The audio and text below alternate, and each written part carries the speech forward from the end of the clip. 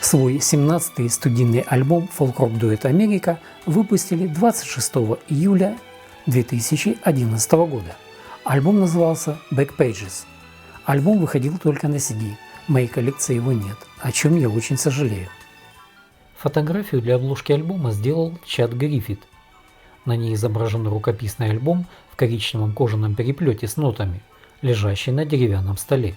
На обложке рукописного альбома надпись из двух слов «Back» и «Pages», разделенных стилизованным логотипом группы.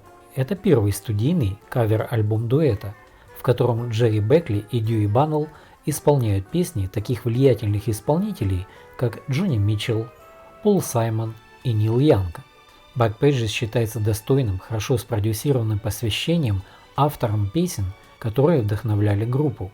Альбом отличается отточенными аранжировками в стиле кантри-поп и софт-рока. Дуэт стремился создать ностальгическое, но в то же время свежее звучание. Критики, такие как Стивен Томас Релевин из AllMusic, Рик Мур из American Songwriter, высоко оценили камерное звучание альбома и неизменную силу вокала группы, назвав его комфортным и захватывающим ностальгическим опытом.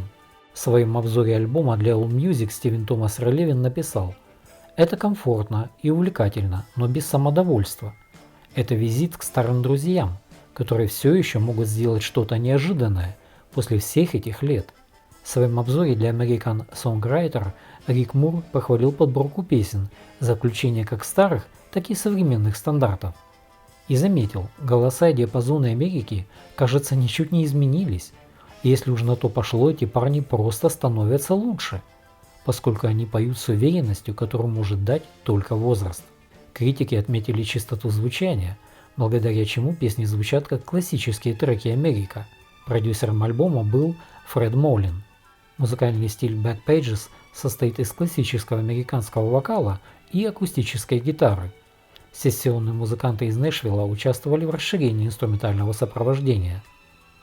В записи альбома приняли участие британский гитарист, певец и автор песен Марк Knopfler и американский музыкант и композитор Ван Дайк Паркс. По совпадению, выпуск альбома Back Pages состоялся через 2 дня после внезапной смерти соучредителя группы Америка Дэна Пика.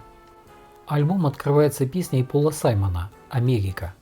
Поочередное исполнение Дьюи и Джерри ведущего вокала обеспечивает совершенно четкое и оригинальное исполнение. Песня «Америка» дуэта Саймона и Гарфанкела впервые была выпущена на их 4-м студийном альбоме «Bookends», вышедшем в 1968 году. Далее следует песня «A Road Song», написанная Адамом Шлезингером. Отличная песня и прекрасное исполнение. Эта песня впервые была выпущена в 5-м и последнем студийном альбоме «Sky Full of Holes» американской рок-группы Fountains of Wayne. Этот альбом они выпустили в 2011 году. Как вы помните, Шлезингер сыграл важную роль в записи предыдущего альбома дуэта «Америка» Here and Now. 3-й трек на альбоме – это песня «Woodstock» канадской музыкантки, певицы и автора песен Джонни Митчелл. Замечательный вариант исполнения.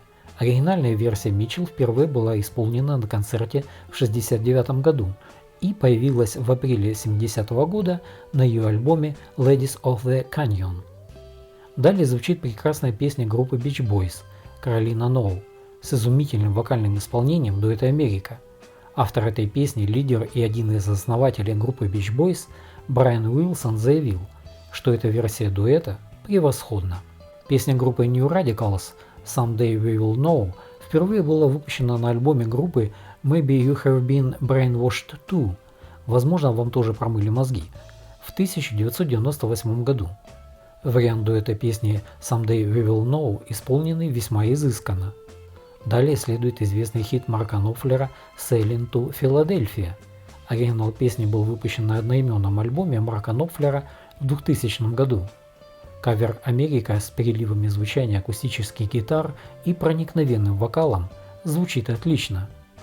Песня «Crying in My Sleep» американского композитора Джимми Уэбба исполнена в традициях дуэта с сохранением основной линии оригинала песни. Оригинал песни был выпущен на альбоме Джимми Уэбба в 1974 году. Песня «Time of Season» – это трек авторства английского клавишника Рода Арджента, одного из основателей группы «Зомби». Оригинал этой песни был выпущен на альбоме группы в 1968 году.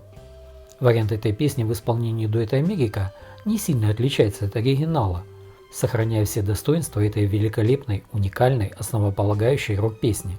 Далее следует песня американского певца и автора песен Джеймса Тейлора «Something in the way she moves».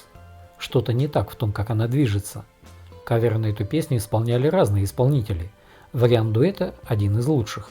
Песня «On the way home» Нила Янга впервые прозвучала на альбоме 1968 года «Last Time Around» группы Buffalo Springfield. Вариант дуэта звучит весьма красиво. «Till I Hear It From You» «Пока я не услышу это от тебя» – это песня американской рок-группы Gin Blossoms, выпущенная в качестве ведущего сингла саундтрека к фильму Empire Records в июле 1995 года. В кавере дуэта ведущий проникновенный вокал Джерри звучит замечательно. Завершает альбом песня Боба Дилана «My Back Pages». Оригинал песни впервые был выпущен на альбоме Дилана Another Side of Bob Dylan в 1964 году. Вариант дуэта звучит прекрасно, соло-партии на аккордеоне от Ван Дайка Паркса. Хороший выбор дуэта для завершения их альбома. Каждая песня этого альбома демонстрирует, что группа вложила в свои версии душу и сердце, эмоциями наполнен каждый трек. Удачные и убедительные хорошие альбомы каверов требуют серьезных усилий, равных усилиям по созданию своего нового материала. Этот сборник дуэта разрушает миф о том, что выпускать альбом каверов – это сомнительная тема. Это чудесное и увлекательное путешествие во времени.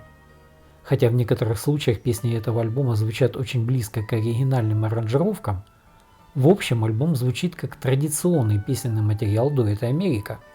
Им удалось сделать исполняемые песни своими, а это все, что можно требовать от кавер-альбомов. Поэтому этот альбом будет интересен широкому кругу любителей музыки.